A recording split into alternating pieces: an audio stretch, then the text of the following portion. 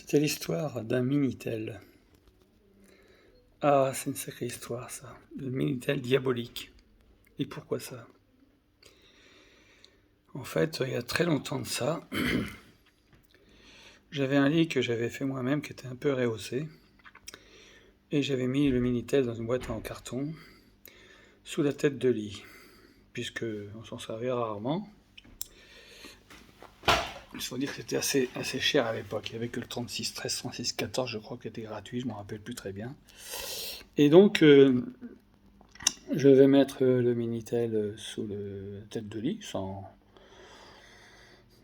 Naturellement, ça faisait un rangement possible, quoi. Et alors, je vais dormir comme ça pendant de nombreuses semaines, jusqu'à ce que petit à petit, le matin, quand je me réveille, je m'aperçois que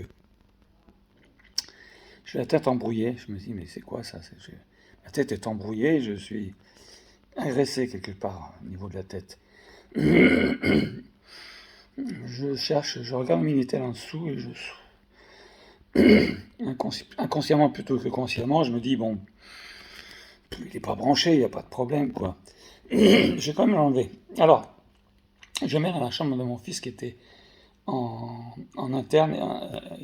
Il était à l'école, au lycée en interne, donc il n'était pas là dans la semaine. Je mets dans sa chambre, en haut d'une armoire, bien tranquille, ça ne gênait pas. Et voilà qu'effectivement, le lendemain matin, je suis plus du tout la tête embrouillée de cette manière-là, en tout cas, tu vois.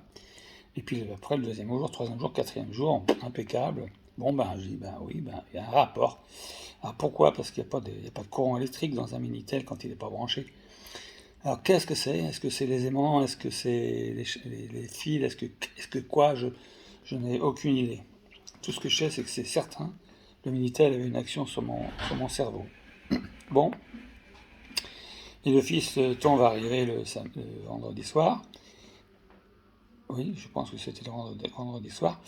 Et puis voilà, il va vivre son week-end. Et puis les jours vont passer. Puis petit à petit, je m'aperçois que ça me titille dans les jambes le matin, de plus en plus. Tu vois, au bout d'une semaine, 2 semaines après l'histoire, ça me titille. À un moment donné, mais c'est trop, quoi. Je me lève un matin, mais qu'est-ce que j'ai dans les jambes, quoi.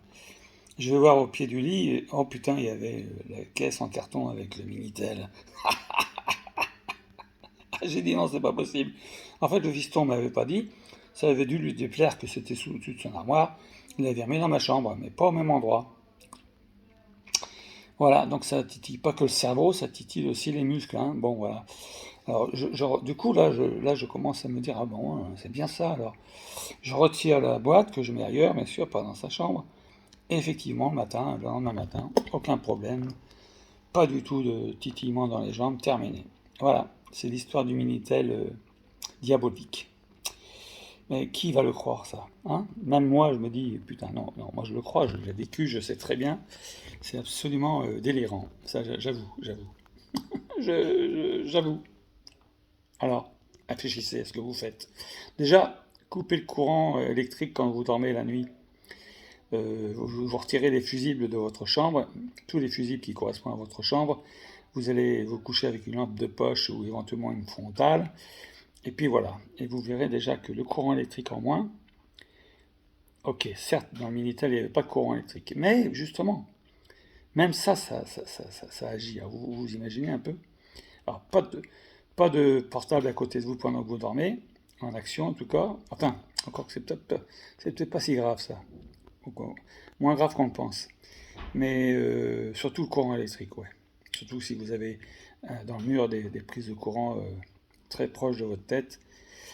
Si vous êtes à 1 mètre, c'est pas la peine, ça diminue assez drastiquement avec le carré de la distance. Mais voilà, dans les Minitel, je fais le rapprochement avec le courant électrique puisque je l'ai vécu aussi de façon bizarre en 1997. Là, je raconte pas l'histoire, mais j'ai une histoire bizarre due au hasard qui m'a permis de comprendre que j'étais affecté par le courant électrique. Voilà, bien à vous, si vous savez écouter.